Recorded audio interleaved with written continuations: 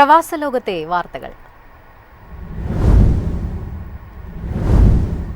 India Pak സംഘർഷത്തെ തുടർന്ന് ഗൾഫിൽ നിന്നുള്ള ഒട്ടേറെ വിമാന സർവീസുകൾ റദ്ദാക്കി. പല സർവീസുകളും വൈകുന്നതായി വിമാന കമ്പനികൾ യാത്രക്കാർക്ക് മുന്നറിയിപ്പ് നൽകി. ഇന്ത്യ പാക് വ്യോമപരിധി നിയന്ത്രണങ്ങൾ ശക്തമാക്കിയതിനെ തുടർന്നാണ് വിമാന സർവീസുകൾ റദ്ദാക്കിയത്. ദുബായ് രാജ്യാന്തര വിമാനത്താവളത്തിൽ നിന്ന് പാകിസ്ഥാനിലേക്കും വടക്കേ ഇന്ത്യയിലേക്കുമുള്ള വിമാനങ്ങളാണ് റദ്ദാക്കിയത്. ദുബായ്, അബുദാബി, ദോഹ വിമാനത്താവളങ്ങളിൽ നിന്നുള്ള എമിറേറ്റ്സ്, ഇത്തിഹാദ്, ഖത്തർ എയർലൈനുകളാണ് റദ്ദാക്കിയത്. Etihad Airlines, IndiGo, SpiceJet എയർലൈനുകളും മുന്നറിയിപ്പുകൾ നൽകിയിട്ടുണ്ട്. ദുബായ്, സിയാൽകോട്ട്, ലാഹോർ, ഇസ്ലാമാബാദ്, പെഷവാർ എന്നിവയുൾപ്പെടെയുള്ള സ്ഥലങ്ങളിലേക്കുള്ള വിമാന സർവീസുകൾ എമിറേറ്റ്സ് എയർലൈൻസ് റദ്ദാക്കി. News desk, MyFin TV. ദുബായിലെ അൽ മക്തൂം അന്താരാഷ്ട്ര വിമാനത്താവളത്തിൽ അതിനൂതന സംവിധാനങ്ങൾ നടപ്പിലാക്കുന്നു. യാത്രക്കാർക്ക് അതിവേഗം ഇമിഗ്രേഷൻ പൂർത്തിയാക്കാൻ സ്മാർട്ട് കോറിഡോറാണ് ഇതിൽ പ്രധാനം.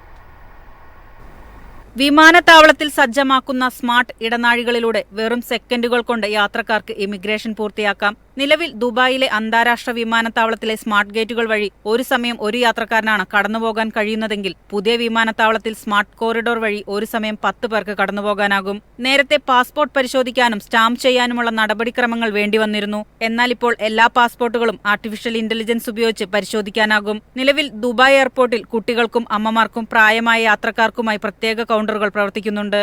അൽ മക്തൂം വിമാനത്താവളത്തിൽ ബാഗേജ് കൈകാര്യം ചെയ്യുന്നതും ഓട്ടോമേറ്റഡ് സംവിധാനം വഴിയാകും. യാത്രക്കാർ എയർപോർട്ടിൽ കാറിൽ വന്നിറങ്ങുമ്പോൾ തന്നെ റോബോട്ടുകൾ അവരുടെ ലഗേജ് കാറിൽ നിന്ന് നേരിട്ട് ചെക്ക് ഇൻ കൗണ്ടറുകളിൽ എത്തിക്കുമെന്ന് അധികൃതർ പറഞ്ഞു. News desk, MyFin TV.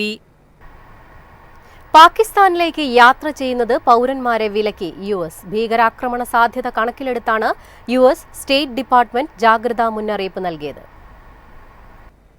Pahalgam ഭീകരാക്രമണത്തിന് തിരിച്ചടിയായി ഓപ്പറേഷൻ സിന്ദൂറിലൂടെ ഇന്ത്യ പാകിസ്ഥാനിലെ 9 തീവ്രവാദ കേന്ദ്രങ്ങൾ തകർത്തതിനു പിന്നാലെ പാകിസ്ഥാനിലേക്ക് യാത്ര ചെയ്യുന്നതിന് പൗരന്മാർക്ക് US വിലക്കേർപ്പെടുത്തി.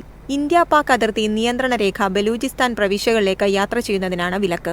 അമേരിക്കൻ പൗരന്മാർ പാകിസ്ഥാനിലേക്ക് നടത്താനിരിക്കുന്ന യാത്ര പുനഃപരിശോധിക്കണം. പാകിസ്ഥാനിൽ ഭീകരവാദികൾ ആക്രമണം നടത്താനുള്ള പദ്ധതികൾ ആസൂത്രണം ചെയ്യുകയാണ്. വിനോദസഞ്ചാര കേന്ദ്രങ്ങൾ, സർവകലാശാലകൾ, ഷോപ്പിംഗ് മാളുകൾ, വിമാനത്താവളങ്ങൾ, ആശുപത്രികൾ എന്നിവയിലടക്കം ഭീകരർ ലക്ഷ്യമിടാൻ സാധ്യതയുണ്ട്. അതിനാൽ പാകിസ്ഥാനിലേക്കുള്ള യാത്ര ഒഴിവാക്കണമെന്ന് അമേരിക്കയുടെ മുന്നറിയിപ്പിൽ പറയുന്നു.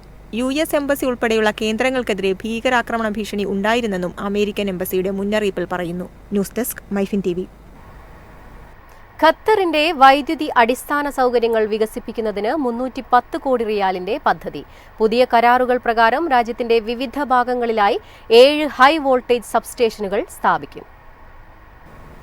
ഖത്തർ കമ്പനികൾക്ക് പുറമെ തുർക്കി, ദക്ഷിണ കൊറിയൻ കമ്പനികളും പ്രൊജക്ടുകളുടെ ഭാഗമാണ്. Elsewedy Cables Qatar company, Voltage Engineering Limited company, Best and Betash consortium, Taihan Cables and Solutions എന്നിവയുമായാണ് 4 സുപ്രധാന കരാറുകളിൽ General Electricity and Water Corporation ഒപ്പുവെച്ചത്. കരാറുകൾ പ്രകാരം സബ്സ്റ്റേഷനുകളുടെ നിർമ്മാണവും കേബിളുകളുടെയും ഓവർഹെഡ് ലൈനുകളുടെയും കണക്ഷനുകൾക്കൊപ്പം നിലവിലുള്ള സബ്സ്റ്റേഷനുകളുടെ ശേഷി വർദ്ധിപ്പിക്കാനുള്ള ചുമതലകളും കമ്പനികൾക്കുണ്ട്. സ്വദേശി കമ്പനികളെ പ്രോത്സാഹിപ്പിക്കുന്നതിനുള്ള കഹ്റമയുടെ നയങ്ങൾക്കനുസൃതമായി കരാറുകളുടെ 58% ഖത്തർ കമ്പനികൾക്കാണ് നൽകിയിരിക്കുന്നത്. News desk, MyFin TV.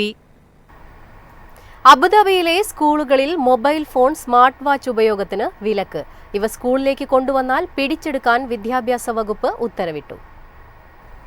അബുദാബിയിലെ മിക്ക പൊതു സ്വകാര്യ സ്കൂളുകളും സ്കൂൾ പരിസരത്തേക്ക് മൊബൈൽ ഫോണുകളും സ്മാർട്ട് വാച്ചുകളും കൊണ്ടുവരുന്നതിനുള്ള നിരോധനം കർശനമായി നടപ്പാക്കാൻ തുടങ്ങി. സ്കൂളുകളിൽ സ്മാർട്ട് ഉപകരണങ്ങൾ ഉപയോഗിക്കുന്നതിനുള്ള നിരോധനം അന്തിമമാണെന്നും അത് മാറ്റാൻ കഴിയില്ലെന്നും സ്കൂൾ മാനേജ്മെന്റുകൾ സ്ഥിരീകരിച്ചു. വിദ്യാർത്ഥികളിൽ നിന്ന് കണ്ടെത്തുന്ന ഫോൺ കണ്ടുകെട്ടും. അക്കാദമിക വർഷം അവസാനിക്കുന്നതുവരെ തിരികെ നൽകുകയുമില്ല.